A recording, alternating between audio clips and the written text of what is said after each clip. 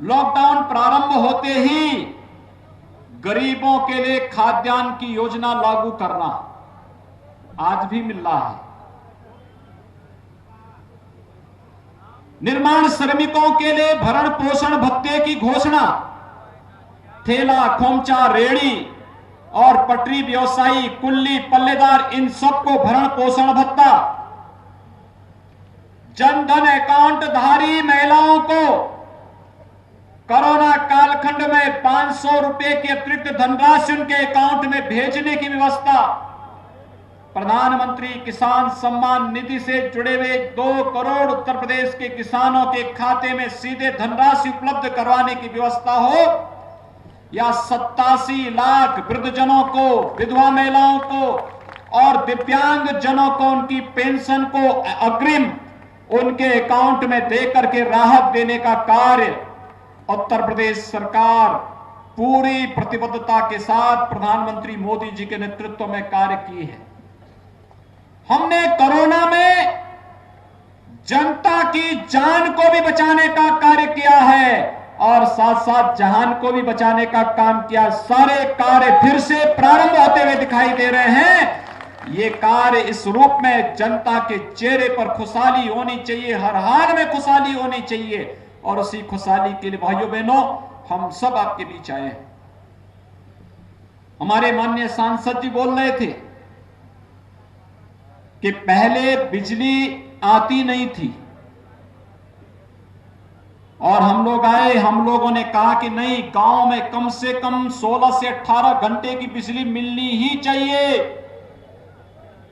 जिन लोगों के पास विद्युत के कनेक्शन नहीं थे वहां पे विद्युतीकरण का कार्य करके बिजली पहुंचाने का कार्य किया गया और हमारा प्रयास है कि अगले कुछ महीनों या हो सकता है 1 आध साल और लगे, हम लोग तो चाहते हैं ग्रामीण क्षेत्र में भी हर एक नागरिक को 24 घंटे विद्युत की आपूर्ति हो, क्योंकि ये विकास की प्राथमिक आवश्यकता है। और इसी के लिए तो घाटमपुर में एक पावर स्टेशन भी स्थापित हो रहा है। ये इसीलिए हो रहा है, ये बिजली के लिए हमारी निर्भरता किसी अन्य पे नहीं होगी। यहां की बिजली की आवश्यकता घाटमपुर के लोगों को घाटमपुर से ही प्राप्त होगी। प्रधानमंत्री जी से हम लोगों ने इसका शिलान्यास भी करा दिया है। विकास कैसे होता है ये बोलने की आवश्यकता नहीं है, करके दिखाने की आवश्यकता है। हमारे सांसद, हमारे विधायक, हमारे मंत्रीगण, हमारे पदाधिकारीगण निरंतर इसी कार्य के लिए समर्पित भाव के साथ कार्य कर रहे हैं और आज वह स्पष्ट दिखाई देता है। उसके लिए भाइयों बहनों हमें सपा, बसपा और कांग्रेस के उस संस्थागत भ्रष्टाचार के प्रमाण पत्र की आवश्यकता नहीं, जहां पर विकास का मतलब एक परिवार और एक जाति तक सीमित होकर के वो रह जाता था। हमने तो कहा सबका साथ और सबके विकास की बात, तो सबका साथ और सबके विकास की बात हमारी आम होती है। 3 वर्ष में 3 लाख नौजवानों को प्रदेश के अंदर नौकरी देने का कार्य हमारी सरकार ने किया, सरकारी नौकरी देने का कार्य किया। 1,37,000 तो केवल पुलिस की भर्तियां हुई हैं। अभी हाल ही में आपने देखा होगा बेसिक शिक्षा में भी और माध्यमिक शिक्षा में भी शिक्षकों की तैनाती के प्रमाण पत्र हमारे माननीय सांसद और विधायकों के द्वारा वितरित किए गए। ये नौकरी पहले भी थी, लेकिन सरकारों की नियत में खोट था। वे एक एक नौकरी की नीलामी करते थे, बेचते थे, भ्रष्टाचार पैदा करते थे। सभी आयोग उनके समय में भ्रष्टाचार की चपेट में थे। आज उत्तर प्रदेश के योग्य नौजवानों को नौकरी की गारंटी भी मिल रही है, रोजगार की गारंटी भी मिल रही है। आज सुबह ही प्रधानमंत्री जी के द्वारा प्रदेश के अंदर 2,60,000 से अधिक 2,74,000 पटरी व्यवसायियों को 10-10 हजार रुपए के लोन वितरण के कार्यक्रम का उन पटरी व्यवसायियों के साथ सीधे संवाद के माध्यम से प्रोत्साहन किया गया है। भाइयों बहनों, 2,74,000 पटरी व्यवसायियों को 10,000 रुपए का आसान किस्तों पर लोन, यानी 14 लाख लोग सीधे सीधे लाभान्वित हुए हैं और आदरणीय प्रधानमंत्री जी ने सीधे उनके साथ संवाद बनाया है। यानी विकास आज जाति, क्षेत्र, भाषा, मत और मजहब से ऊपर उठ करके आज तो सबके साथ और सबके विकास की भावनाओं के साथ चरितार्थ होता हुआ दिखाई दे रहा है।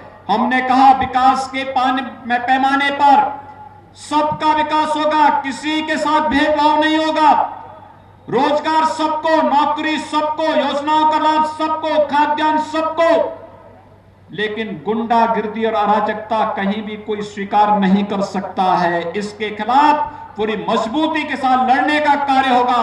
और अगर किसी गुंडा और माफिया ने गरीबों की संपत्ति पर, व्यापारियों की संपत्ति पर कब्जा करके, जबरन अवैध कब्जा करके उसने वहां पर महलनुमा कोई एक अवैध ढांचा खड़ा किया है, तो इस ढांचे को तोड़ना ही चाहिए, क्योंकि अपराध और अपराधियों के साथ किसी प्रकार का कोई भी मान मनोबल नहीं होना चाहिए, कोई समझौता इनके साथ नहीं होना चाहिए।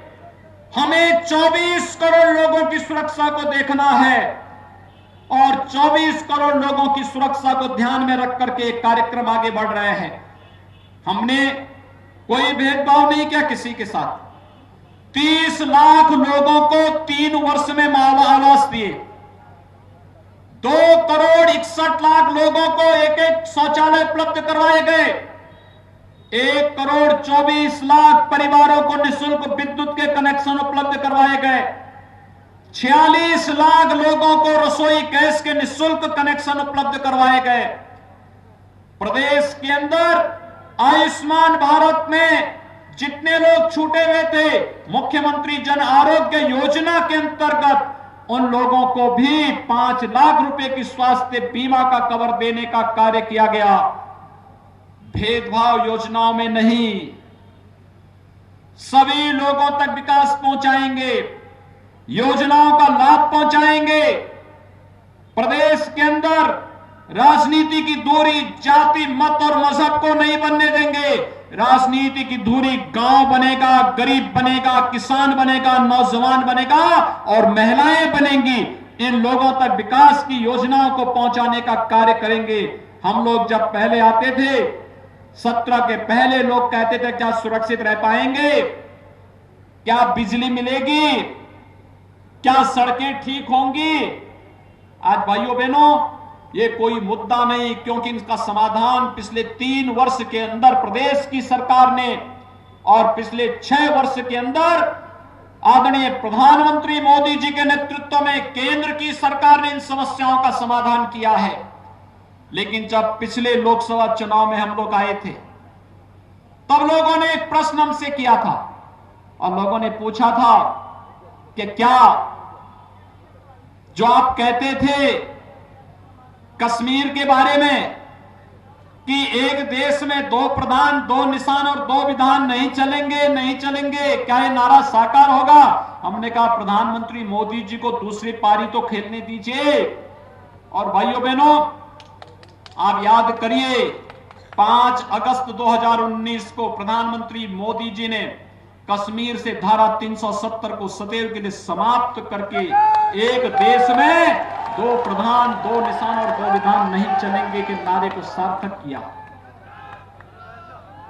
लोग कहते थे कि आप आते हैं, हमेशा कहते हैं, एक ही बात को कहते थे